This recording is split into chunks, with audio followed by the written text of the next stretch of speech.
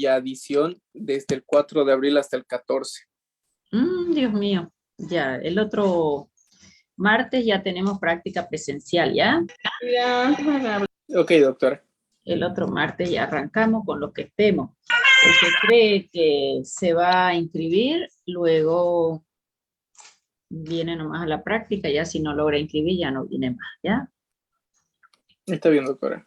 Porque las prácticas después con... Ahí sí tomo asistencia, la teoría no. El que quiere escuchar la clase escucha, el que no, no.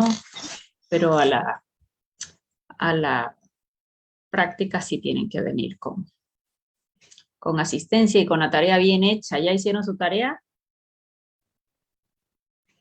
Calladingos todo. A ver, quiero un fármaco con 10 nombres comerciales.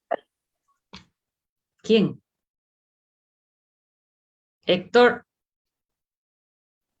Buenas, doctora. ¿Cómo estás, Héctor? Bien, en la anterior clase estaba dando examen de auxiliatura y no pude ingresar. Pero sí vi la clase. Sí. Muerto. Ya, no me hagas eso, Héctor. La próxima entra porque entra. Tiene que mirar a qué hora su clase. ¿Ok? ¿Quién sigue? ¿Alguien que hizo la tarea? Sí, señor, de un mismo nombre genérico. ¿Ok? ¿Ya?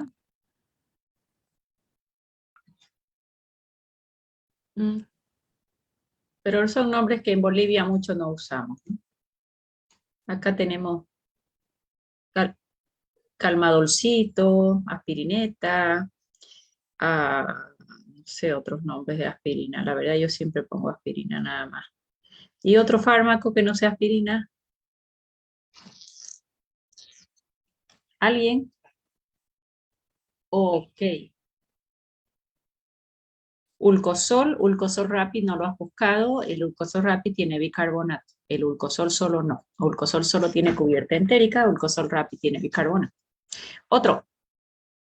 10 quería. No han hecho la tarea. Me molesta horrores que no me hagan caso. Ya los voy a ver el otro martes en la práctica, ¿no? Del cuello lo saco al que no haga tarea. Porque es la única forma de aprender. Es sencillo, pero es a sentarse y a buscar las cosas para poder aprenderlas, porque cuando ustedes la buscan es cuando aprenden. Hoy me hubieran dicho, doctora, este otro laboratorio es boliviano, tiene registro en Bolivia, no lo tiene, yo lo revisé. Eso necesitaba yo de ustedes. Y resulta que no han hecho la tarea, los voy a matar. Bueno, que les sirva para la siguiente clase, ¿ya? Voy a ir compartiendo mi pantalla, ya estamos en 14:00. La anterior clase habíamos visto algunos conceptos importantes, habíamos terminado con el nombre químico, el nombre comercial y el nombre genérico, ¿verdad? En el nombre genérico era un nombre más sencillo que la Organización Mundial de la Salud le pone a los fármacos, que está muy relacionado con su estructura química, pero es mucho más sencillo de nombrarlo, ¿no? Porque eso es lo que se quiere, que sea bastante más sencillo de nombrarlo. Entonces, eso era el nombre genérico que yo les había pedido que me buscaran. Por ejemplo, omeprazol es un nombre genérico. Del paracetamol, el paraminofenol es un nombre genérico. Del ácido acetil salicílico, aspirina, ¿no? Entonces, es mucho más fácil. El nombre genérico en todo el mundo se escucha igual. O sea que si eres un médico y vas a prescribir en la China, bueno, será en chino que vas a tener que hacer la receta, pero el nombre genérico es el mismo. O sea que el nombre genérico es mundial, ¿no? Determinado por Organización Mundial de la Salud, fácil de nombrar y con cierta relación de su estructura química, pero más fácil de recordar. Luego, el nombre comercial es el nombre de fantasía que le va a poner cada laboratorio al principio activo. Bien. Y el nombre químico, pues es su estructura química, que nunca es tan sencillo de nombrar. Ahí nombré un concepto que es principio activo. ¿Qué será un principio activo? Es una sustancia química sintetizada natural o artificialmente que tiene como fin tener un efecto farmacológico. Ok, responsable del efecto farmacológico. ¿Y qué era un efecto farmacológico? la modificación que hace el fármaco en el organismo. Es el resultado de todas esas modificaciones. Modificación de las funciones. Ok, ahí teníamos el concepto de acción farmacológica y efecto farmacológico, ¿cierto? Habíamos hablado un poquito. Acción farmacológica son las modificaciones que el fármaco le hace a mi organismo. Acción farmacológica es lo mismo que mecanismo de acción, es lo mismo que farmacodinámica, ¿verdad?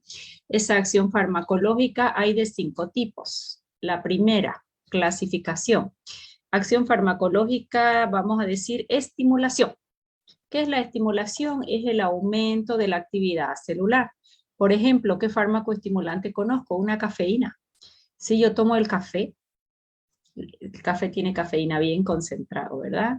Él aumenta mis propiedades cardíacas, aumenta mi frecuencia respiratoria, aumenta filtración glomerular, o sea que está aumentando la actividad celular. Esa es una acción farmacológica estimulante. Luego, otro tipo son 5. La segunda es, si no es estimulación, que es lo contrario de estimulación, depresión. Disminución de la actividad celular. Disminución de la actividad celular, por ejemplo, un paciente que precisa un fármaco para ansiedad, un ansiolítico. Aquí hay un grupo de fármacos que los revisaremos, que son las benzodiazepinas. Benzodiazepinas con 5 efectos farmacológicos. Mecanismo de acción es el mismo. Mecanismo de acción es ser un agonista GABAérgico. O sea que aumenta el GABA. El GABA es el ácido aminobutírico. Es un neurotransmisor normal de inhibición. Entonces la célula empieza a deprimirse. ¿Y por qué se deprime la célula? ¿Porque entra sodio o porque entra cloruro? Fisiología. Entra cloruro. Hiperpolariza la célula, entra cloruro.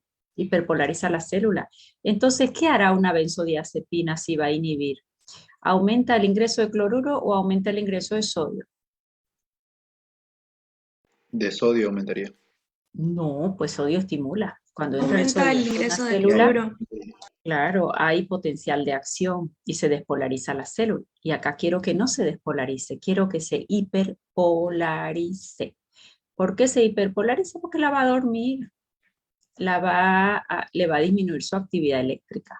Entonces estas benzodiazepinas lo que hacen es aumentar la apertura de los canales de cloruro. Y si aumentan los canales de cloruro me va a dormir la célula. Acción depresora. Pero de acuerdo a la dosis, en el caso de las benzodiazepinas que son depresoras, 5 efectos farmacológicos. Si yo una benzodiazepina, que puede ser diazepam, brotisolán, alprazolam, diazepam es el que ustedes más conocen, 5 efectos farmacológicos. Voy aumentando dosis y voy aumentando la depresión. Significa que empiezo con dosis baja ansiolítica. Solo para ansiedad, no me lo duerme al paciente. Voy con una dosis más alta, un poco más alta, sedante, ya tiene un poquito de sueño el paciente, pero no pierde la conciencia todavía, no se duerme. Doy más dosis y ya es hipnótico, el paciente se duerme. Doy más dosis y ya es anticonvulsivante, y doy mayor dosis y es relajante muscular, o sea, el músculo se relaja. ¿Okay? O sea que estoy hablando de 5 efectos farmacológicos de un solo fármaco que tiene el mismo mecanismo de acción, que solo va a depender de la dosis, de menor dosis a mayor dosis. Esas son las benzodiazepinas que las vamos a estudiar en el sistema nervioso central. Desde un efecto ansiolítico, sedante, hipnótico, anticonvulsivante y relajante muscular. ¿Okay? Entonces, esa es una acción depresora, disminuye la actividad celular. En el caso de las benzodiazepinas, ¿cómo lo hace? Aumentando la apertura de canales de cloruro. Entra cloruro, hiperpolariza la célula. ¿Bien? O sea que ya tengo en acción farmacológica 2. Estimulación e inhibición. Número 3. Irritación. ¿Qué es la irritación? Es una estimulación violenta. Así de simple, así de simple. Por ejemplo, ¿qué fármaco hace una irritación? Hay muchos tipos de laxantes. Uno de ellos es un llamado bisacodilo. y es uno de los laxantes más efectivos. Al paciente le encanta porque son muy efectivos. ¿Por qué son efectivos? Porque ese bisacodilo lo que va a hacer es irritar al colon, y si lo irritas al colon, él se mueve, y si el colon se mueve, va a haber defecación. ¿Ok? Sin embargo, no es un efecto farmacológico que a mí particularmente me agrade en el largo plazo, porque lo que estamos haciendo es irritar esa célula para que empiece a moverse. Para corto plazo, por alguna eventualidad, usar ese tipo de laxante sí, pero nunca en el largo plazo. Nuestros pacientes ya van a ver ustedes que usan 5, 10, 20 años, ¿no? Dice, si no uso ese laxante, yo no voy al baño. Más lo que hay que ver antes es las causas primero, ¿verdad? De ese estreñimiento. En definitiva, tengo acción estimulante, acción depresora, acción irritante. Otra acción farmacológica es la sustitución o reemplazo. ¿Qué es la sustitución o reemplazo? Voy a dar una hormona o una enzima que está en falta en el paciente. Eso es la sustitución o reemplazo. ¿Quién se acuerda de algún fármaco que haga sustitución o reemplazo? La insulina. Perdón, estaba tomando mi tesis. Sí, la insulina. ¿En qué paciente voy a dar la insulina? En el que las células betas del páncreas ya no la produzcan o produzcan en menor cantidad, ¿verdad? La diabetes.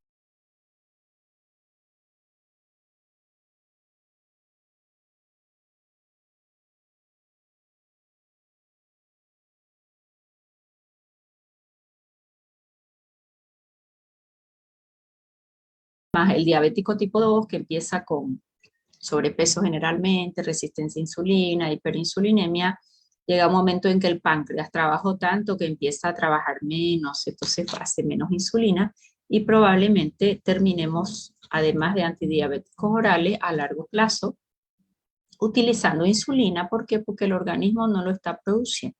¿Ok? Muy bien.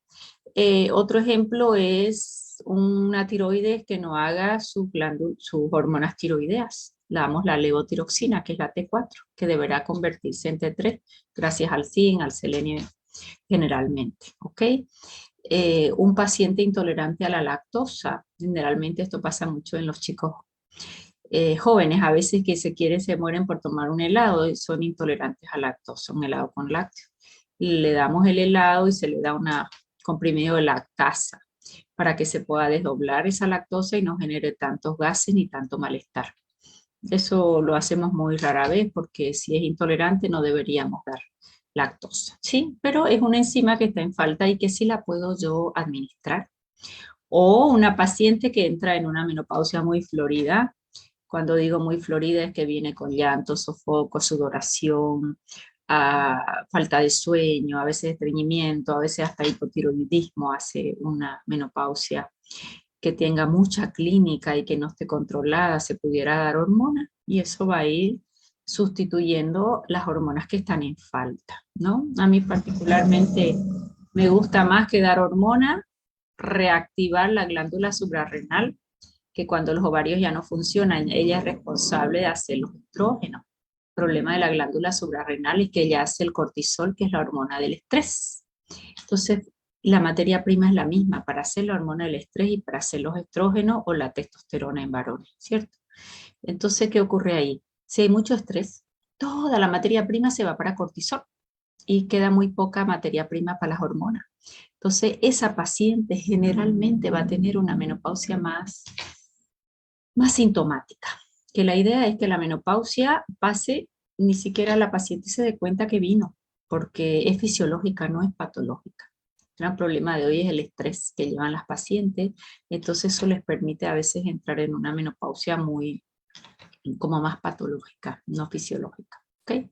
Entonces fíjense ustedes ahí que ahí vamos a sustituir algo que está en falta. Hasta aquí, ¿cuántas acciones farmacológicas tenemos?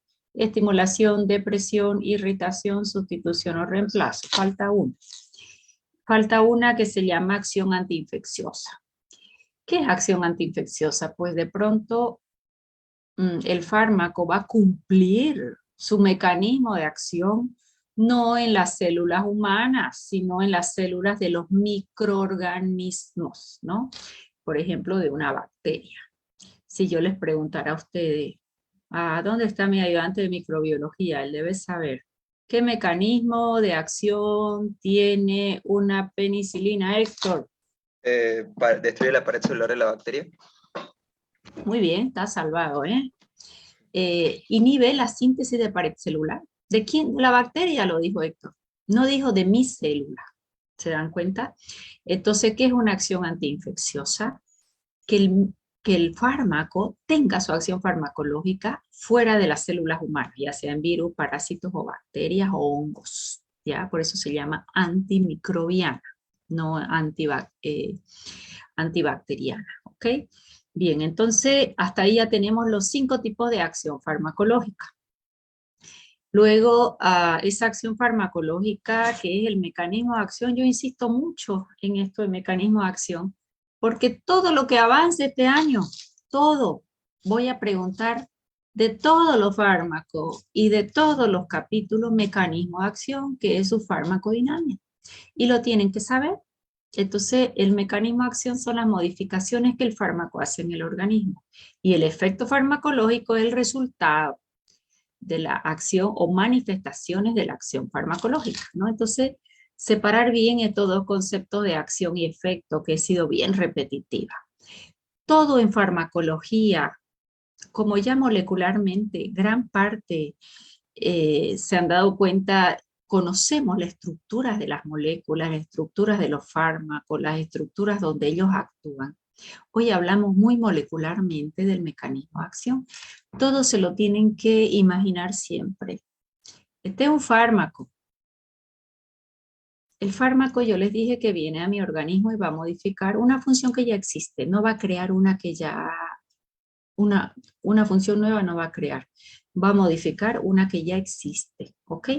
Entonces, fíjense ustedes que él tendrá que actuar sobre una estructura, generalmente, no siempre. En la mayoría de los casos actúa sobre una estructura que le vamos a llamar receptor.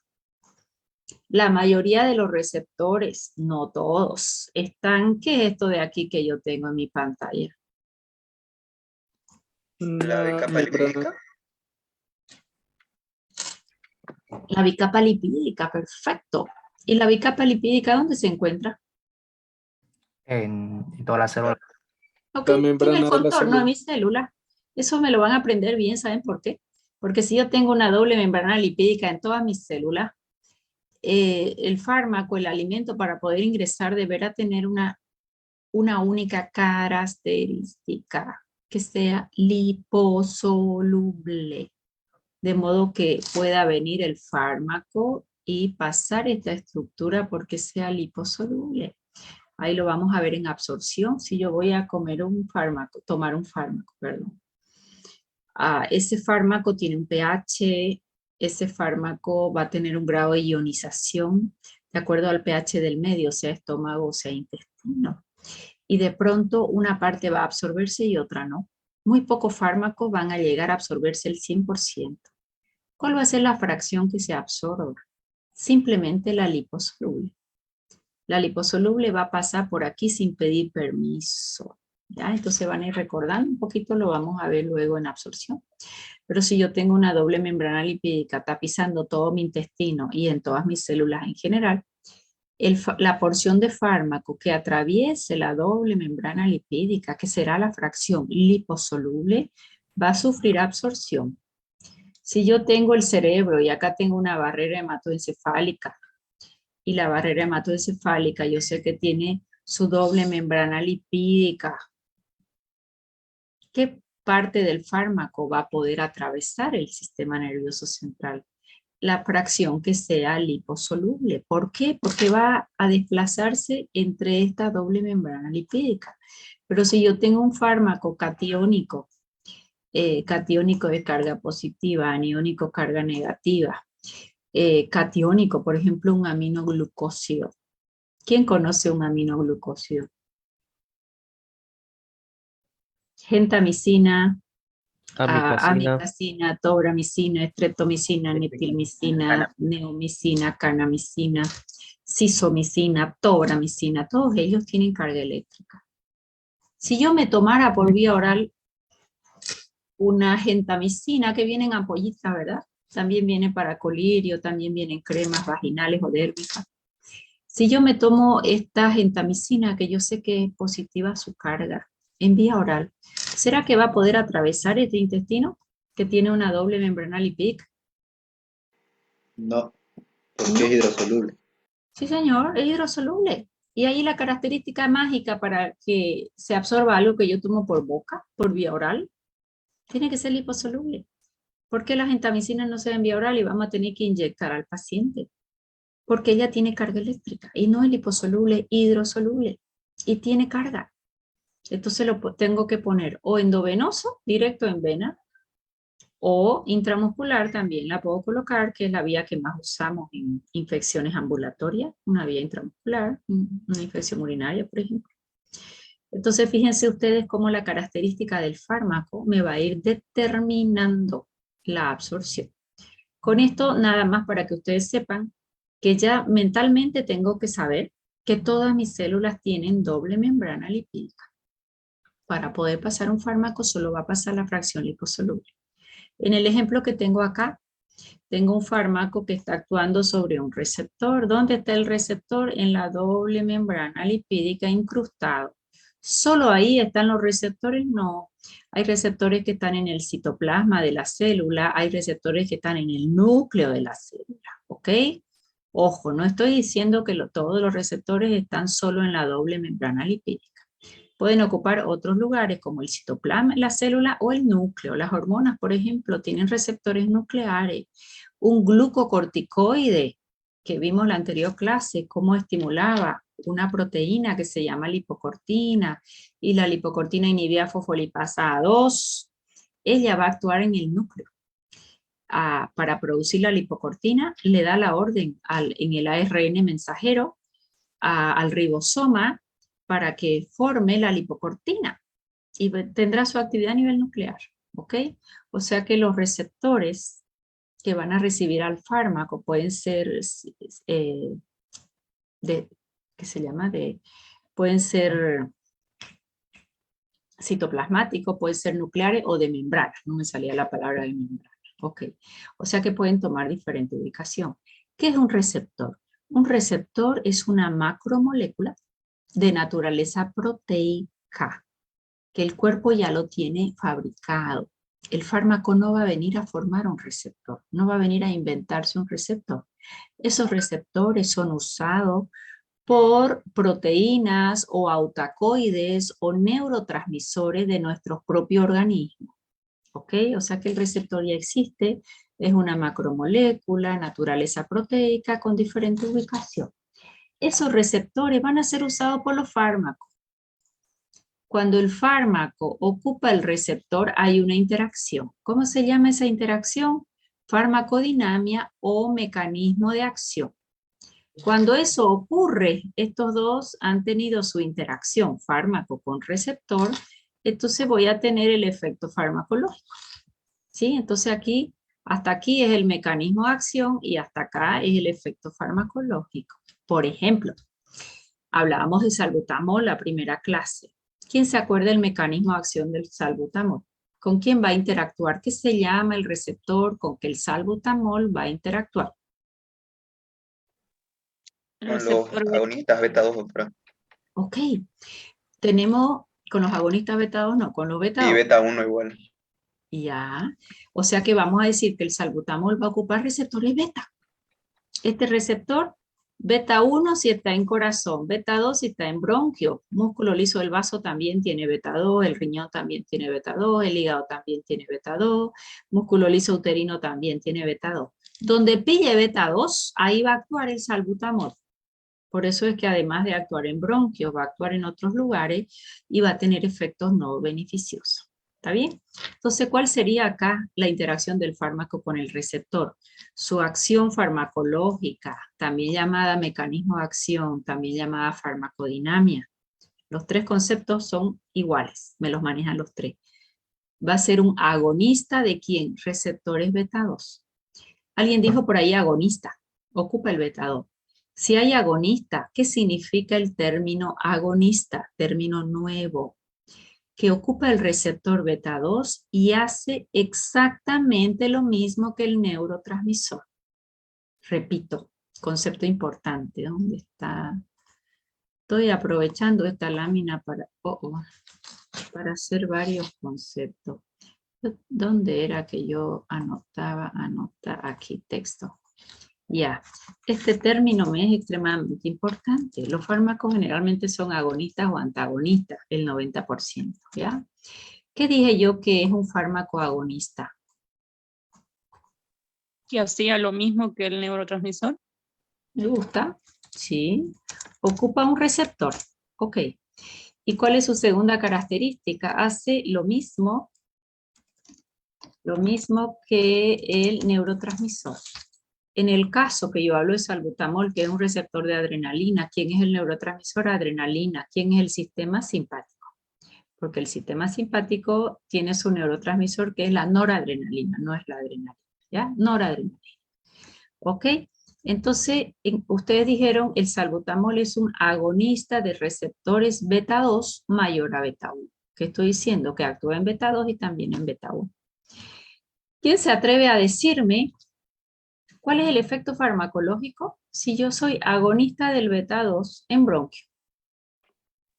Bronquiodilatar. Muy bien. Y en el muy corazón, estimula corazón las con 5 razón. funciones del corazón. 4. Ok, muy bien, Héctor. ¿Me lo dijeron bien? ¿Cuál es el mecanismo de acción? Agonista beta 2 mayor a beta 1. ¿Eso qué efecto me da? En beta 2, el efecto que me va a dar es broncodilatación. Perfecto. Lo voy a usar en cualquier tipo de broncoespasmo. Bien, ya sea asma, ya sea EPOC, ya sea bronquítico crónico, ya sea un shock anafiláctico. Y en corazón, me decía Héctor, aumenta las 4 propiedades de corazón: automatismo, conductibilidad, excitabilidad y contractilidad. Me aumenta frecuencia de disparo, me aumenta contractilidad, va a expulsar mayor cantidad de sangre. Lo voy a usar en bradicardia, se lo usa. Salbutamol, a veces ustedes ven al abuelo que llega con su receta de salbutamol, pero ¿por qué le han dado al abuelo salbutamol si él no es asmático? Él estaba bradicárdico.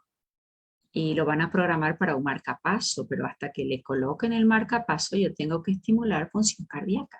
Y lo podemos usar unos días en vía oral, a modo de aumentar frecuencia cardíaca hasta preparar al paciente a colocar su marcapaso si lo necesitara, ¿no? Puede ser un Chagas, por ejemplo, que me va destruyendo nódulos sinusales, entonces la frecuencia disminuye. ¿Quedó bien esa acción y ese efecto? ¿Ok? Fíjense que la noradrenalina en alfa estimula, eso lo han estudiado en fisiología, y en beta inhibe, excepto en corazón, que hace una estimulación. Entonces, si ocupa el receptor beta 2 en bronquio, ¿qué es una inhibición ahí? Disminución de la actividad del músculo liso del bronquio, ahí hay una broncodilatación. Eso hace un agonista. Aprovecho esta lámina para definir lo que hace un antagonista. Nuestros fármacos son agonistas en su mayoría o antagonistas. ¿Hay otras formas de actuar? Sí, hay otras formas de actuar, más estas dos son las más importantes porque son las más usuales. El agonista dijo que ocupa el receptor, así como hemos visto en esta lámina. ¿Pero qué ocurrió con el antagonista? También ocupa el receptor. ¿Pero cómo, profesora? ¿Igual que el agonista? Sí. Pero que si ocupa el receptor, este receptor ocupa el fármaco y no deja actuar al neurotransmisor. Fíjense la diferencia. Aquí ocupábamos el receptor, ocupa este receptor, y hacía exactamente lo mismo que normalmente hace el neurotransmisor que existe en nuestro organismo. Eso es un agonista. Más el antagonista, que va a ser opuesto, ocupa el mismo receptor, un beta bloqueante, por ejemplo. Salbutamol era agonista beta. Un propanolol es un beta bloqueante. Va a venir, va a ocupar el receptor beta y no le va a dejar actuar a la noradrenalina. Entonces ocupa el receptor y no deja actuar al neurotransmisor. Si no actúa el neurotransmisor en corazón, que habíamos dicho que es estimulante, va a haber depresión.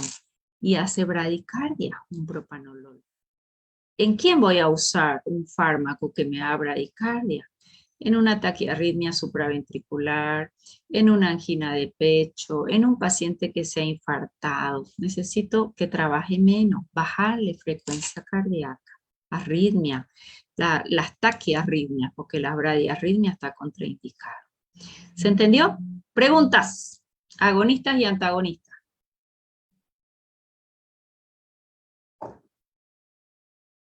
¿Se entendió todo o no se entendió nada? Esta parte es fundamental de entenderla, ¿ya?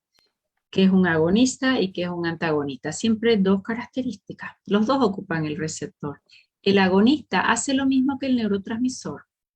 Y el neurotransmisor los tengo del simpático, los tengo del parasimpático, los tengo en sistema nervioso central. El antagonista va a ocupar el receptor, pero no le deja actuar a su neurotransmisor. Voy a tener el efecto opuesto. Doctora, una pregunta. Ante. ¿Qué pasa si usted comentó que se puede dar, el salbutamol es un agonista de los receptores beta, ¿verdad? Especialmente Sí. beta 2, que causa una broncodilatación. Y Señor. secundariamente beta 1, que es lo que estimula las propiedades del corazón. Ya. Pero ahora, ¿qué pasaría si a nuestro paciente le damos un agonista salbutamol específicamente para el pulmón, ¿no? Para que broncodilate. Pero al mismo tiempo le damos otro medicamento que es antagonista, pero de los beta 1. O sea, como de la función secundaria del salbutamol. Tu idea está linda, Héctor. ¿Sabes cuál es el problema? Que hoy no tenemos ningún fármaco que sea tan selectivo de beta 2 o de beta 1. Lamentablemente, salbutamol va a bloquear el receptor beta 2 y también el beta 1. En el asmático solo quisiéramos que bloquee el beta 2 y que me lo deje solito al beta 1, porque encima que el paciente no puede respirar, le voy a aumentar frecuencia cardíaca y estoy aumentando la demanda de oxígeno. O sea que no es espectacular que le dé taquicardia. Lo ideal fuera que solo sea beta 2. Entonces tú dices, para que no le dé taquicardia, le vamos a bloquear el beta 1. La pregunta es, ¿existe un fármaco que solo bloquee beta 1? No lo hay. ¿Me deja entender? Sí, ¿Hacia dónde apunta, Héctor, la farmacología? La farmacología está apuntando hacia la superespecificidad.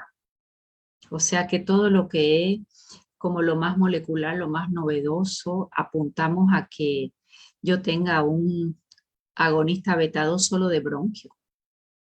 Pero no es solo de bronquio, también actúa en el músculo liso de intestino, en el músculo liso uterino de las mujeres, en el páncreas, también actúa en corazón.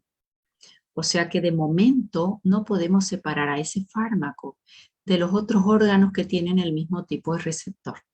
Sí apuntaría la farmacología a tener ese fármaco estrella que solo broncodilate y no tenga los otros efectos que pasan a ser efectos adversos. ¿Quedó mejor? Sí, doctora, gracias. Doctora, Cante. Eso de el tema del salbutamol, yo soy asmática, por ejemplo, y Ya. toda mi vida han controlado que el salbutamol no me dé taquicardia. Entonces, supongo que como no hay específicos para que actúe solamente como broncodilatador y no afecte el corazón, lo que hacían conmigo, por ejemplo, era controlarme las dosis del salbutamol. Y a mí me ha dado taquicardia como 2 veces en toda mi vida, que tuve crisis muy feas y ya me tuvieron que poner dosis más altas, pero con no sé si es así con todos, pero a mí bastaba con controlarme la dosis y ya no me da taquicardia. Sí, en la medida que tú respondes con menores dosis, es más específico el beta 2. Yo aumento dosis y recién va a llegar a los otros receptores. ¿Por qué? Porque tú estás usando inhalación o capaz una aerocámara si eras más pequeña, ¿verdad? Porque a los niños es muy difícil dar en aerosol, ya vamos a estudiar forma farmacéutica y les hacemos respirar en la aerocámara y acá has puesto has dado los puff y el paciente respira ahí. ¿Qué ventaja tiene de usar yo un aerosol? La ventaja que tengo es que va a actuar directamente en el órgano que yo quiera, que es la mucosa pulmonar, ¿sí? Músculo liso bronquial. Directamente y de pronto esa acción tópica o local, casi es considerada tópica o local, pasa muy poco a circulación sistémica. Cuando yo digo circulación sistémica, estoy diciendo sangre. O sea que cuando yo uso un aerosol, muy poco pasa a sangre. Cuando yo digo muy poco, es que esa taquicardia, el paciente casi ni la siente, pasa desapercibida porque es muy bajita o no sucede. Pero si yo doy más dosis, va a llegar mayor concentración. Cuando te dan más dosis, cuando no respondiste a esa dosis usual, 1 o 2 PAF, a veces ahí se combina con un glucocorticoide, ya lo conversaremos en asma, ¿sí? Pero ¿de qué va a depender que yo tenga más taquicardia o menos o no la tenga de la dosis? En la medida que yo me separo, aumento la dosis, pierdo especificidad de ese órgano que estoy haciendo localmente y entro en efecto sistémico. ¿Quedó mejor, Valeria? Por eso la taquicardia la has sentido cuando no pudieron controlarte y tuvieron que aumentar la dosis. Pero te devuelvo la pregunta, Valeria, para todos. ¿Cuándo voy a tener más efectos adversos? ¿Cuando la paciente Valeria usó en aerosol o no había el aerosol, estamos en el campo y solo hay salbutamol en comprimido? ¿Cuál de los dos va a hacer taquicardia siempre? En comprimido. ¿Por qué? ¿Por qué? Que va Porque por ya vía es sanguínea. circulación Porque está sistémica. actuando sistémicamente. Ok, ya. En cambio el otro fue tópico local y alguito pasó. Es por eso que el aerosol hasta el día de hoy es la vía de la forma farmacéutica de elección en un asma bronquial. ¿Quedó clarísimo? ¿Cuándo Sí, tengo doctora. más efectos adversos? Cuando estuvo dosis. Si con baja dosis lograste controlar, en buena hora. Espectacularmente bueno. ¿De acuerdo? Pero si yo doy mayores dosis, pierdo esa especificidad y entro ya a tocar receptores de otros órganos. O si lo administré por una vía endovenosa, por una vía oral, todos los receptores que pille beta 1 y beta 2, todos van a ser ocupados. En el caso del salbutamol de forma agonista, ¿qué significaba agonista? Que va a ser lo mismo que el neurotransmisor en condiciones normales. Y todo neurotransmisor del simpático, noradrenalina en condiciones normales, estimula, excepto en corazón que hay una inhibición, perdón, eso en receptor alfa. Cuando la noradrenalina ocupa el receptor alfa, siempre estimula. Cuando ocupa el beta, siempre inhibe, por eso al salbutamol lo inhibe, el músculo liso del bronquio y se dilata. Excepto en corazón, que es el beta 1, que en lugar de inhibir hay estimulación. Lo vamos a repasar un poquito eso en autónomo, ¿ya? Pero me lo van leyendo. ¿Quedó clarísimo agonista y antagonista como para pasar o todavía? Sí, doctora. Sí, doctora. Voy aumentando la tarea porque el otro martes ya tienen práctica. Quiero que me busquen 10 fármacos agonistas y 10 antagonistas. Ponen la acción farmacológica y el efecto farmacológico. Son 2 tareas. Les pedí 10 fármacos. El que ustedes elijan de nombre genérico con 10 nombres comerciales y van a poner en los nombres comerciales qué laboratorio lo produce. Y ahora van a buscar 10 fármacos agonistas y 10 fármacos antagonistas. A cada uno de ellos le van a poner acción y efecto farmacológico. ¿Se entendió? Sí, doctora. Parece Sí, que doctora. son sordos mis alumnos al momento de las tareas. Háganlas, háganme caso. Si quieren ser buenos, hasta algo que parece sencillo y obvio, si lo buscas y lo haces, lo aprendes. Porque ahí habrás aprendido mucho fármaco. Y esa didáctica, para mí es extremadamente importante que ustedes me razonen ese mecanismo de acción, ¿sí? Queda menos de 1 minuto, 8 minutos y retornamos a la clase, ¿ya? Bueno, entonces aquí acción y efecto farmacológico ya quedó extremadamente claro. Tipos de acción farmacológica o no de acción farmacológica. Son 5 los tipos de acción farmacológica, ¿verdad? Estimulación, inhibición, que se llama irritación, sustitución o reemplazo, y la otra era acción antiinfecciosa, antimicrobiana. El fármaco cuando actúa en el receptor lo hace de diferente. ¿Dónde estamos? Aquí. ¿Ya estamos?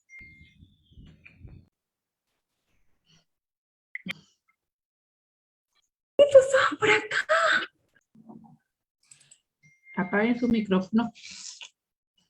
Bien, fíjense acá, qué interesante esta gráfica, quiero eso.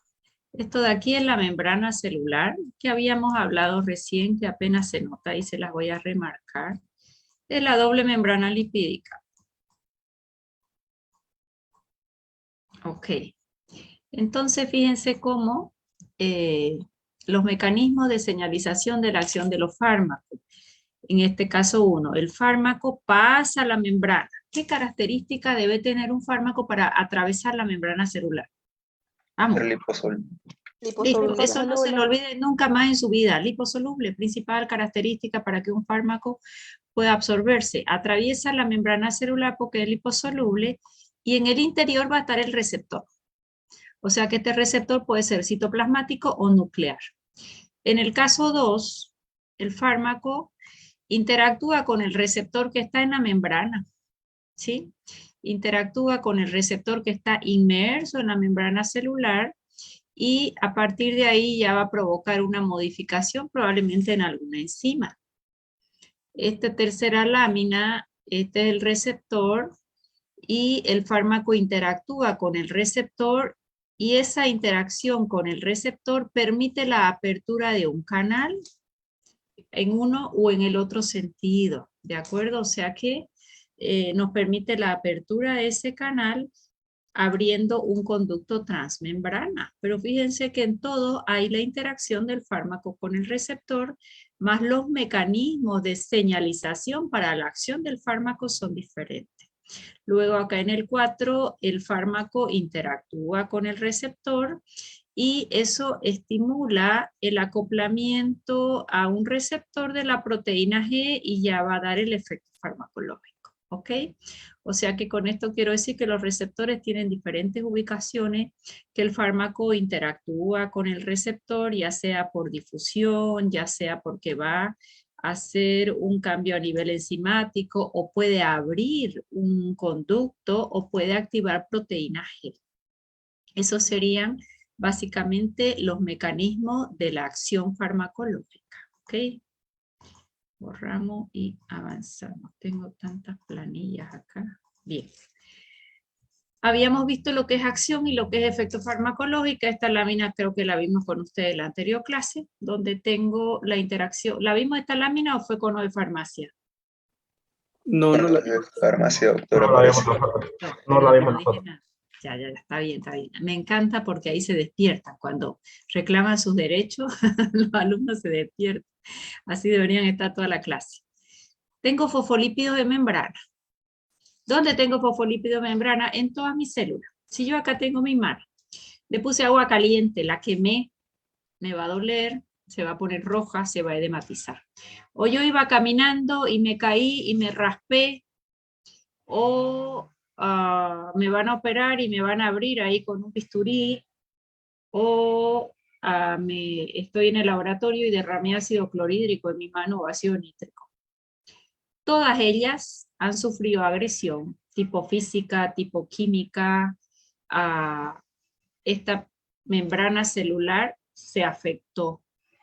¿Qué hizo la membrana celular cuando se afecta? Si yo tengo fosfolípidos de membrana, lo primero que se libera para indicar que está inflamada, que hay dolor, rubor, calor, te trae es el fosfolipasa A2.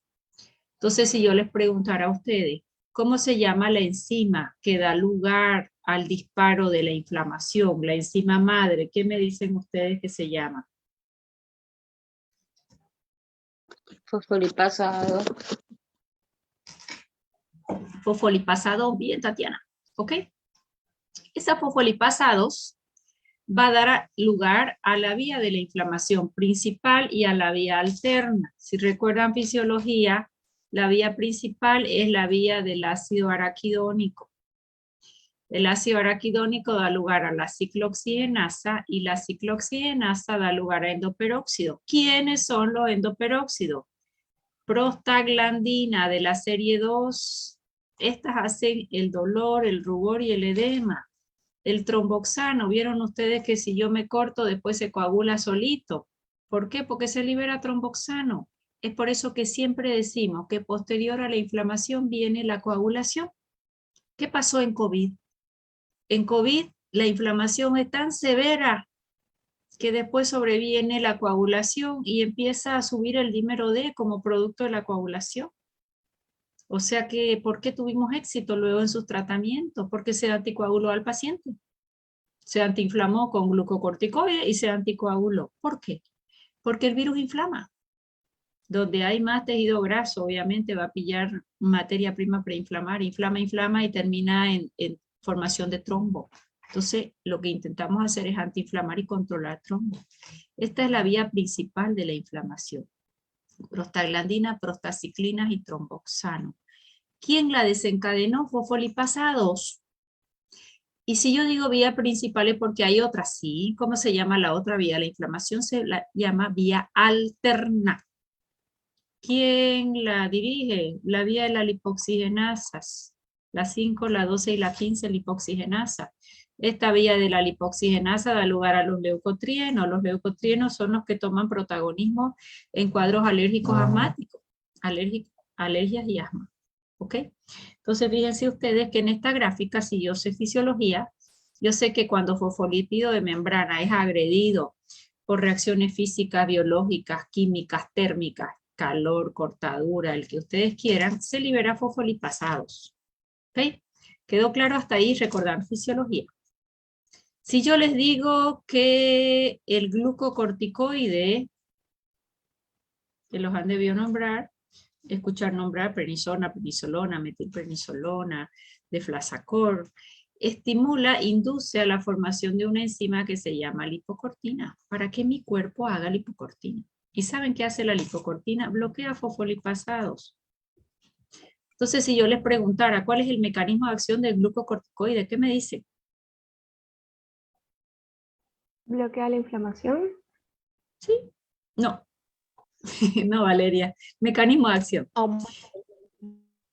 Diferencienme, mecanismo es la modificación que el fármaco le hace a mi organismo y el efecto es la manifestación. Inhibición de la fosfolipasa 2. Sí, señor. Mamá, ni bien. Si me lo dice más completo, me diría induce la formación de una proteína que se llama la lipocortina y la lipocortina inhibe fosfolipasados. Ese es el mecanismo de acción, inhibe fosfolipasados. Y si yo te pregunto, Mamani, ¿y si yo inhibo fosfolipasados, qué efecto vas a tener? No va a haber lo que es el proceso de la inflamación, ¿no? La vía principal y la vía alterna se va a bloquear. Sí, señor. Ok, ya lo tengo, acción y efecto. Bien, Mamani. ¿Conoces, Mamani, diclofenaco, ibuprofeno, aspirina, paracetamol, ketorolaco, tan de moda, ketoprofeno? ¿Conoces? ¿Lo has nombrado? ¿Lo has escuchado nombrar alguna vez? Dioxadol, que es la dipirona, quise decir. Dioxadol es nombre comercial. De Vago, estamos haciéndole publicidad a Vago, parecería. ¿Qué dice, Mamani? ¿Conoces o no conoces? Sí, doctora, el diclofenaco y el paracetamol son los más Toditos los utilizados. usamos, naproxeno, diclofenaco. Resulta que ese grupo de fármacos inhibe solo a la ciclooxigenasa. ¿Quién se atreve a decirme mecanismo de acción del diclofenaco o del ibuprofeno, acción y efecto farmacológico? Vendría a inhibir la ciclooxigenasa, por lo tanto la vía principal estaría bloqueada, pero todavía queda la vía alterna. Ok, muy bien, Torres. Es un antiinflamatorio. ¿Glucocorticoide y AINE son antiinflamatorios? Sí, los dos. ¿Cuál es más poderoso como antiinflamatorio, el glucocorticoide o el AINE? El glucocorticoide. Bueno, toditos aprobaron. ¿Por qué? Porque inhibe las dos vías de inflamación, tanto la alterna como la principal. Bien, Héctor. ¿Y tendría sentido, Héctor, dar un glucocorticoide con un AINE? No, porque darían no lo mismo, o sea, sería en vano el AINE. Ya, y de pronto vemos recetas con mucha frecuencia de glucocorticoide y AINE, a no ser que el paciente tenga fiebre y que el AINE lo use como antipirético. Ese es otro cuento. Ya, pero fíjense ustedes Como si conozco fisiología, voy a hacer una utilización de los fármacos razonada. El otro día veo una receta, me dio un infarto partido en dos, paciente con COVID. Tenía diclofenaco, tenía ibuprofeno y tenía paracetamol. ¿Tendrá sentido dar diclofenaco, ibuprofeno y paracetamol? No.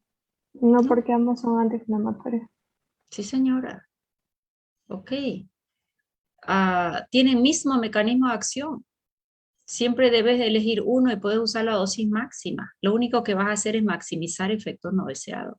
Y lamentablemente los AINES son gastrolesivos, son nefrotóxicos. Los glucocorticoides son más poderosos que todos como antiinflamatorio. No le gana a nadie. Hasta el día de hoy no le gana a nadie. No le gana a nadie. ¿Ok? Al no ganarle a nadie,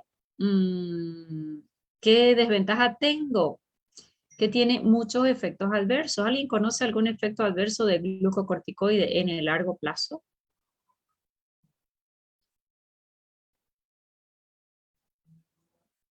¿Puede inducir a la diabetes? Bien, Santiago. Como antiinflamatorio no le gana a nadie.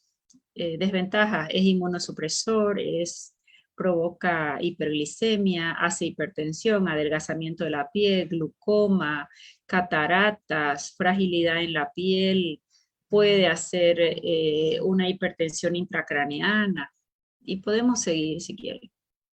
O sea que el efecto beneficioso y muchos efectos adversos en el largo plazo o dosis alta.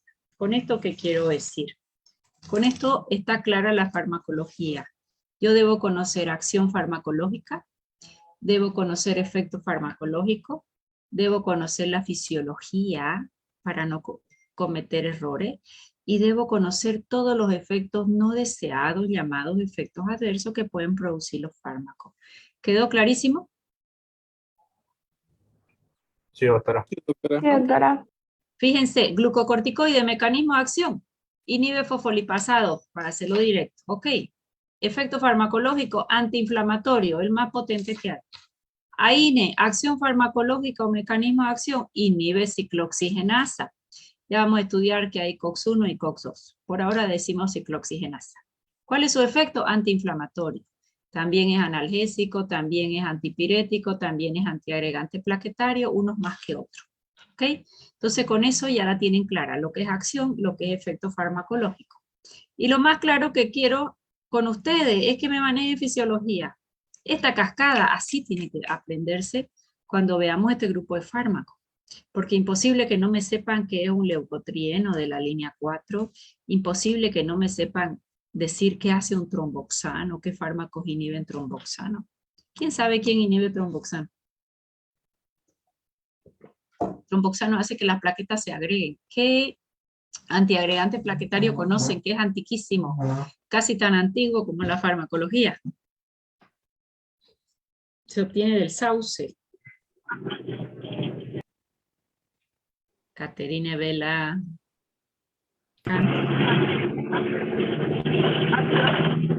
¿La aspirina, doctora? Sí, señora, creo que va en moto, Caterine, pero escucha la clase. Aspirina, ácido acetil salicílico, sí, señora, ok. Bueno, él es un AINE. Y él es un AINE que con baja dosis, con 80 miligramos, suficiente para inhibir el tromboxano. Por eso es antiagregante plaquetario. Mientras que un paracetamol que probablemente tiene el mismo mecanismo de acción no es antiagregante. Bien. Con esto ya creería yo que acción y efecto que me interesa tanto ya está saneado. Sitio de acción farmacológica. ¿Qué es un sitio de acción? ¿Dónde actúa el fármaco? Fíjense ustedes que si yo uso en aerosol, ¿dónde actúa el fármaco? ¿A nivel local o a nivel sistémico? Cuando digo sistémico, es a nivel de que llega a circulación. Eso es sistémico, circulación sistémica. Local. Ya, acción local, sin embargo, hay un porcentaje que llegará a circulación sistémica, ¿ya? ¿Qué es acción local? Apáguenme sus micrófonos los que tengan ruido, ¿ya? Lourdes, acción local ocurre colocamos el fármaco y va a actuar solo a nivel de piel y mucosa. Cuando tengo que leer no me sirve leer, prefiero pensar yo y darles la clase. Se dan cuenta que no me gustan las láminas, ¿no? Me distraigo leyendo. ¿Qué es una acción local? Administro el fármaco y va a actuar solo en piel y mucosa.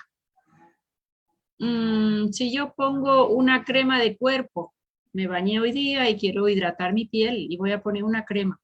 ¿Su acción es local o va a llegar a circulación sistémica y ese olor a canela va a llegar hasta mi sangre? Local. Local. Ok. A ver, Local. sigamos pensando. Estoy colocando un glucocorticoide, una hidrocortisona o una beta-metasona en piel. ¿Llega a circulación o no llega? También Creo voy a que colocar- depende si hay una vía de entrada. No, no tengo herida, Héctor. Esta es mi misma piel donde coloqué la cremita para hidratarme de canela. Voy a colocar ahí mi glucocorticoide. Sí, entra. ¿Por qué? Porque hay microporos en la piel que dejan el paso del fármaco. Por eso es como las cremas antiinflamatorias. Ya, pero fíjate que la crema dérmica también la voy a poner en la piel, la crema hidratante. También hay poros. Vas por buen camino, pero sigue razonando. ¿No es porque son liposolubles? Sí, señor, Luis Alberto, yes. Todas las células tienen doble membrana lipídica. La de la piel tiene unas células más cornificaditas, porque si no todo tendría contacto y todo lo absorberíamos, ¿verdad? Porque el glucocorticoide, profesora, que usted menciona, es altamente liposoluble, por no decir muy liposoluble. Si es muy liposoluble, se va a absorber. Pero si puedo colocar una neomicina, por ejemplo, en la piel, que es un aminoglucósido, que es un antibacteriano, no se va a absorber ni aunque me ponga kilos, pero un glucocorticoide sí. Un parche de nicotina, un parchecito, lo coloco en la piel, ¿llega la nicotina a sangre o no? Llega. Y eso hace que el paciente reciba nicotina y cada vez dosis más baja y se deshabitúa al tabaco. Probablemente esa es una teoría para deshabituarse y dejar de fumar. ¿Será que si yo coloco una crema de hormonas, se absorbe o no se absorbe? Creo que mi jardinero decidió cortar el pasto ahora. Voy a cerrar mi ventana. Ya, ahora sí. Poner un poquito de aire. Ya. Si yo coloco hormonas, se absorben. ¿Por qué? Porque las hormonas son muy liposolubles, igual que los glucocorticoides. Tu paciente tiene mucho dolor, vamos a usar unos parches de morfina o de fentanilo. Paciente con un cáncer terminal, con mucho dolor, son fármacos altamente, son hipnoanalgésicos, son los analgésicos más potentes que tenemos. ¿Y por qué los puedo poner en un parche en la piel? Porque son tan liposolubles que se absorbe sin pedir permiso. ¿Ok? O sea que cuando hablamos de una acción local, es sobre piel y mucosa. Ojo, yo puedo administrar localmente y tener una acción sistémica. ¿Cuándo lo voy a tener? Cuando el principio activo sea muy liposoluble. Bien, entonces acción local es sobre piel y mucosa. ¿Puede o no llegar a sangre? ¿De qué va a depender? De la liposolubilidad. Acción sistémica o general, ¿qué significa? El fármaco ingresa por la vía que ustedes quieran y alcanza circulación sistémica. No todas las vías alcanzarán circulación sistémica. ¿De qué va a depender? De la liposolubilidad del fármaco. Yo puedo tomar un fármaco en vía oral, una aspirina. Hay una fracción que llega a sangre. Esa fracción que llega a sangre va a tener acción general en todo mi cuerpo, sí. Puedo usar una cápsula, lo mismo. Puedo tomar en jarabe, lo mismo. Puedo colocar endovenoso, ya está en circulación sistémica. Puedo colocar intramuscular, alcanzará circulación sistémica. Puedo colocar debajo de la lengua. Fíjense que a veces los pacientes se colocan debajo de la lengua, los que tienen una angina de pecho, un nitrato o nitrito, por ejemplo.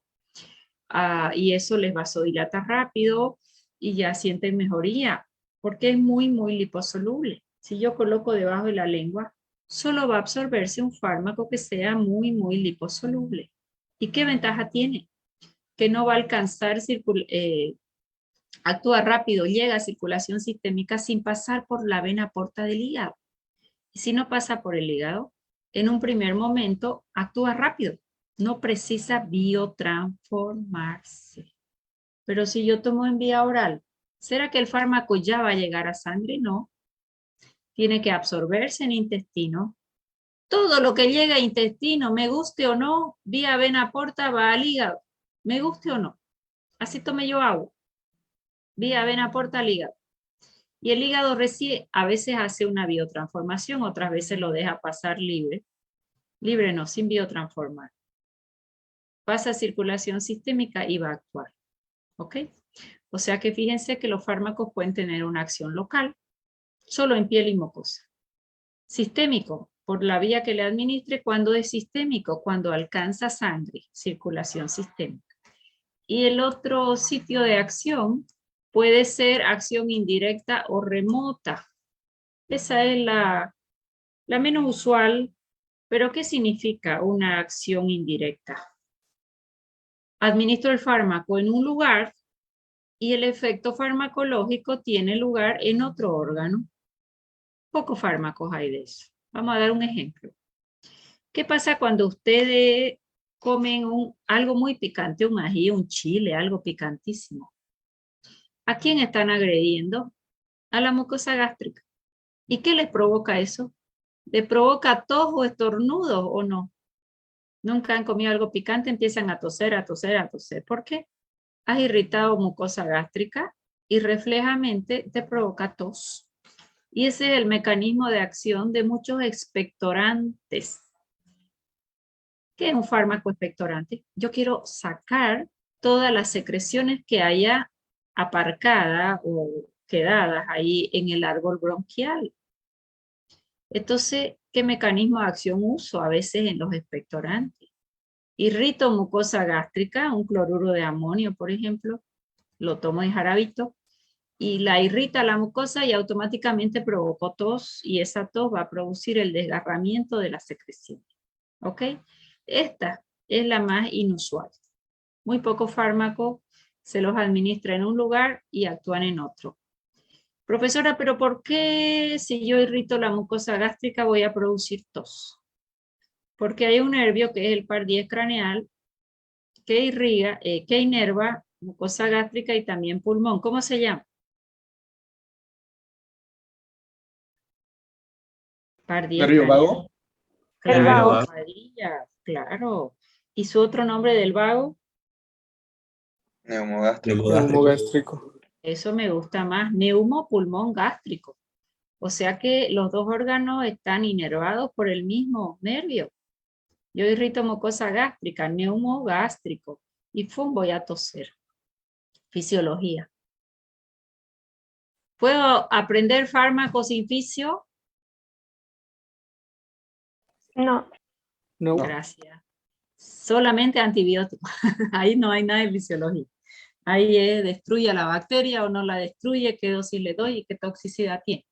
Pero todo lo demás, el 80% restante que no es antibiótico, antimicrobiano, mejor dicho, es todo fisiología. Si yo no sé fisiología, les voy a avisar. ¿Quieren ser buenos médicos? Dominen fisio, van a razonar la farmacología y del medicamento ya estudiarán la dosis mínima, máxima y se darán cuenta en qué órganos va a tener actividad. Muy bien. Esto ya lo avanzamos, ¿ves? Por eso no me gustan las láminas, me gusta mi pizarra. Tipo de fármaco según el receptor. Ok. ¿Quién se acuerda qué definición yo les di? 2 características de un fármaco agonista. Ocupa el receptor y hace lo mismo que neurotransmisor. Listo, ya lo saben. Siguiente, antagonista. Actúa sobre el receptor, Ocupa receptor, pero no deja actuar al no usa neurotransmisor. neurotransmisión. Listo. Esas definiciones me gustan más que si me pongo yo a leerlas estas que son las del libro. Bien, esto es interesante. Agonista parcial. Tiene afinidad por el receptor, el agonista parcial, pero no llega a ocupar todos los receptores. O sea que su acción siempre es menor. Hay otras definiciones también interesantes que son agonistas antagonistas Interesante. También se les llama mixto. ¿Y saben cómo funciona? Pues cuando ellos están solos son agonistas. Cuando le das otro fármaco con mismo mecanismo de acción, actúan como antagonistas. Ejemplo. Este ejemplo es interesante. Todos atentos. Tienes un paciente posoperado. A tu paciente posoperado le dieron una INE a dosis máxima, un ketorol, y sigue con dolor. Cuando ya diste la INE, ya saben el mecanismo de acción de los AINES, inhiben ciclooxigenasa, ¿verdad? Un ketorol a dosis máximo. Mi segundo escalón es combino este AINE, pero con un hipnoanalgésico. Hipnosueño analgésico. Son analgésicos que dan sueño, son derivados de morfina.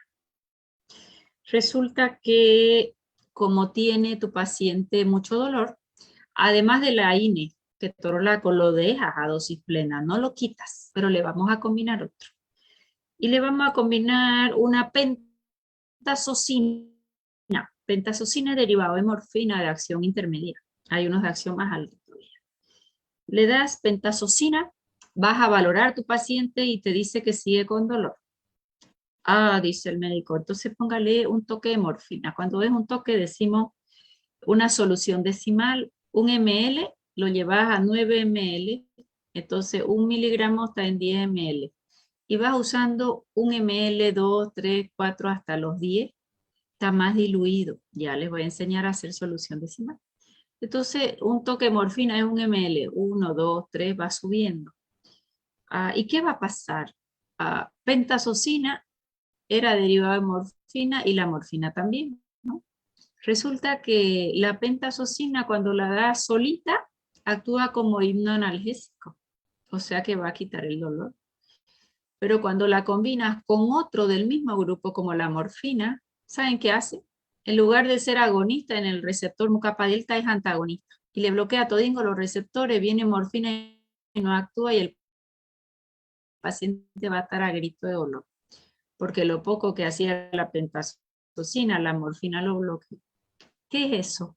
Son fármacos mixtos o agonistas antagonistas. ¿Por qué se llaman agonistas antagonistas si son antagónicos? Agonistas cuando están solos, antagonistas cuando tienen acoplado otro fármaco con el mismo mecanismo de acción.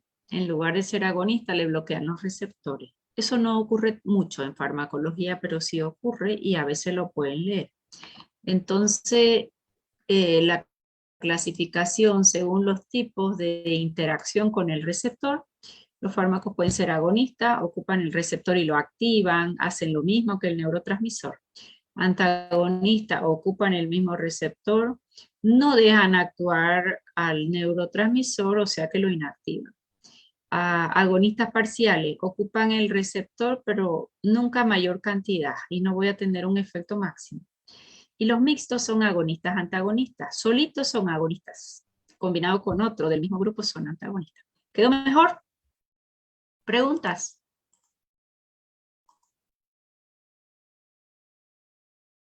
No hay preguntas. Ok. Esto está bonito, fíjense ustedes. El receptor, viene el fármaco, lo activa el receptor. Bien, y da un efecto. Acá, fíjense que aquí donde encaja esto y esto son igualitos. El agonista y el antagonista, los dos ocupan el receptor, los dos tienen que encajar perfectamente. Aunque su estructura química, fíjense, este es así, este es así. Ocupa el receptor y al estar aquí el receptor no deja actuar al neurotransmisor. ¿Sí? Eso es un agonista, perdón, ¿ya? Y un antagonista. Cuando hay agonistas y antagonistas, ¿quién va a ganar? El que esté en mayor dosis. Ejemplo, un paciente que llega intoxicado con un órgano fosforado. Los órganos fosforados son agonistas muscarínicos. Si se intoxicó tu paciente con un agonista muscarínico, ¿qué tengo que dar a grandes dosis? Un antagonista muscarínico. ¿Para qué? Para que ocupe mayor número de receptores. Cuando hay un agonista y un antagonista, ¿quién gana? El que esté siempre en mayor dosis. ¿Ya? Ese conceptito lo usamos mucho en intoxicación. Muy bien. el antagonista ocupa el receptor y no deja actuar al neurotransmisor. Bueno, esto ya lo hemos visto. Bien, vamos avanzando. Entonces, hasta aquí me van a hacer acción farmacológica, tipos de acción farmacológica, qué es efecto farmacológico, qué es agonista, antagonista, agonista parcial, fármacos de acción mixta. Vamos a entrar a un concepto nuevo que es la dosis. ¿Qué va a ser la dosis? La cantidad del fármaco que nosotros vamos a administrar. Hasta ahí está bonito, pero acá el concepto que a mí me interesa, bueno, hagan de cuenta que mi línea es recta, ¿ok? Es el siguiente. Hagamos de cuenta que la dosis de mi fármaco mínima efectiva es esa. Vamos a ponerle un número, 3 miligramos por decilitro en sangre. 3 es la dosis mínima efectiva. ¿Qué significa? Que arriba de esa dosis es efectiva, pero si yo uso esta dosis de acá, es inefectiva. ¿Y cuál es la dosis máxima? Dosis máxima tolerada, le llamamos con mayúscula. Esta puse yo con minúscula. Hagamos de cuenta que es 6. Si yo les pregunto, ¿cuál es la franja terapéutica de este fármaco? Ustedes me van a decir de 3 a 6 profesora miligramos. ¿Por qué? Porque abajo de 3 es inefectivo y arriba de 6 hay mucho efecto adverso. Entonces la distancia entre este 3 y este 6, esto de acá, es donde yo me puedo mover en mi rango de dosis. Se llama franja terapéutica. ¿Qué franja terapéutica? La distancia entre la dosis mínima efectiva y la dosis máxima tolerable. Eso es la franja terapéutica. ¿Quién me la determina? La dosis, en este caso mínima, y la dosis máxima. Entonces, ¿qué viene a ser una dosis? La cantidad de fármaco. Más a mí que me interesa en farmacología. Franja terapéutica. La distancia que hay entre lo mínimo efectivo y lo máximo tolerable. ¿Quedó mejor? Esto ya les hablé algo la clase anterior, ¿no?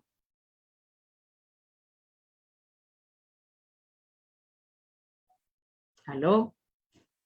¿Se entendió? ¿Preguntas? Sí, doctora. Sí, doctora. Todo claro. Todo claro, está muy repetitivo, o están aburridos, o no se entiende nada. No lo sé, pero no importa, yo voy a seguir. Las dosis se pueden clasificar en ¿qué? ¿Cuál sería una dosis subóptima de la franja terapéutica para arriba o para abajo? Para abajo, porque es más eficaz. Para abajo.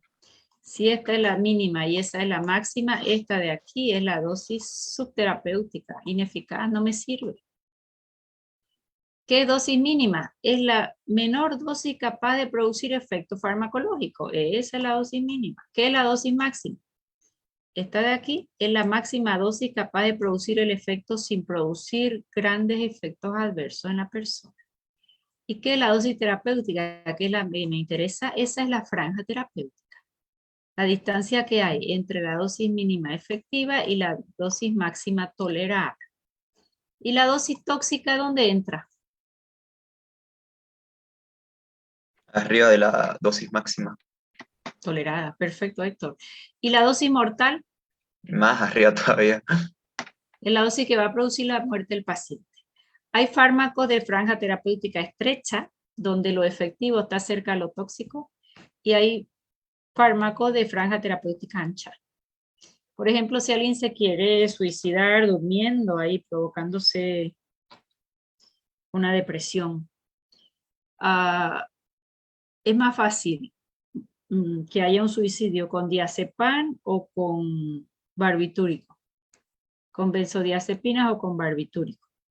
Benzodiazepina es el diazepam, por ejemplo. Hoy se tomó no sé cuánto diazepam o alprazolam.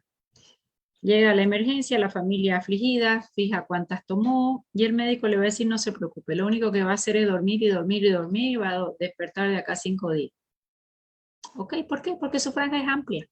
Entre lo mínimo y lo máximo hay mucha distancia. Eso lo va a provocar sueño, capaz un poquito de presión respiratoria, con un poco de oxígeno va a ir saliendo, aunque se puede usar su antagónico, que es el flumacenilo, ¿ya? Pero si no hay, porque estás en un lugar donde no hay flumacenilo, va a dormir y la vas manteniendo con buena hidratación, con nutrición y ya está. Más el barbitúrico tiene similar mecanismo de acción que las benzodiazepinas, fenobarbital, el amobarbital, pentobarbital. Entre lo mínimo y lo máximo hay poquita franja. Si se tomó, entra en depresión respiratoria y va a morir. Parecido el mecanismo de acción, fíjense ustedes. Pero, ¿quién es más seguro? ¿Un fármaco de franja terapéutica ancha o pequeña? Uno de franja ancha. Ese es más seguro. Ok, yo me puedo mover con mucha dosis. En cambio, el de franja terapéutica estrecha, yo me voy a mover con poca dosis, entro en toxicidad. Me salgo de la dosis máxima tolerada y entro en toxicidad. Esa es mi dosis mortal. O sea que siempre va a ser más seguro un fármaco de amplia franja terapéutica. Tengo cómo moverme si por cualquier motivo se aumentó la dosis o si tu paciente tiene insuficiencia renal y no está sacando el fármaco de sangre, tiene más tolerancia. ¿Quedó claro los tipos de dosis? Sí, doctora. Y profesora, bueno, vamos para adelante. Esto me encanta, esto lean mucho, dosis-respuesta a la relación, a donde tengo acá, como si yo voy aumentando la dosis, acá está la dosis. Acá, si di 25, esta es mi respuesta. Si di 50, mayor respuesta. Si di 100, mayor respuesta. Esto es hermoso. Más yo acá tengo que saber hasta dónde puedo yo subir la dosis. Porque saben qué pasa con esta curva, ¿no? Que después se vuelve plana, no hacia abajo, plana. Hagan de cuenta que lo que yo dibujo está plano, ¿ya? Entonces yo doy esta dosis, mayor dosis, y el efecto es el mismo. No consigo más efecto terapéutico, más lo que voy a conseguir es magnificar los efectos no beneficiosos. Por eso es tan importante conocer la franja terapéutica. Doy lo mínimo efectivo. Si tu paciente es hipertenso y vas a empezar con enalapril, muchos inhiben a la enzima convertidora de angiotensina, que la deben conocer por fisiología. Si la enzima convertidora de angiotensina va a pasar de angiotensina 1 a angiotensina 2 y es vasoconstrictor, produce aumento de presión. Si tú la bloqueas va a haber vasodilatación. Y resulta que hay pacientes que con 5 miligramos ya tienen buen efecto vasodilatado. Si das 10, 15, 20, mayor. Más yo puedo subir hasta 40 por día. Pero si con 40 miligramos por día yo no consigo bajar esa presión, no adelanta dar de 40 el doble, 80, 120, 200, no la voy a lograr bajar. Porque 40 por día, 20 cada 12, es su franja terapéutica, su dosis máxima terapéutica. Arriba de esa no hay más efectos, solo efectos no deseados. Ojo, no todos los pacientes responden igual a los fármacos. Hay pacientes que le das 40 enalapril y no le mueve la presión, porque su presión no depende de angiotensina 2. Más otro que con 5 miligramos tiene una presión bellísima. ¿De acuerdo? Entonces todos los pacientes son diferentes. La variabilidad individual de ellos es lo que yo tengo que ir conociendo en cada paciente. No es que la fórmula para la hipertensión es primero dele un enalapril, no. Cada paciente es diferente. ¿Ok? Bien, entonces me leen un poquito de dosis-respuesta y llego a lo mismo. ¿Para qué me sirve la dosis-respuesta? Para saber que hay una dosis mínima efectiva y máxima tolerada, que es donde yo me debo mover. Toda esa distancia entre lo mínimo y lo máximo, franja terapéutica. Arriba, toxicidad. Abajo, inefectividad. Ojo, eso está estudiado en muchos pacientes, más de un paciente a otro. ¿Puede haber variabilidad? Sí. Uno responde con poco, uno responde con más. Eso yo lo tengo que ir testando en cada paciente. ¿Ok? Queda menos de un minuto. Hoy es día lunes, ¿no? Ya tienen 2 cositas para hacer su práctica para próximo martes. Ya tenemos práctica en aula. Mañana creo voy a pasar por la U para ver cuáles son mis aulas. Y ya se los paso el número de aulas que capaz está en su boleta. Me voy a fijar. Les espero. Hoy es lunes, ¿no? La siguiente clase de ustedes día jueves.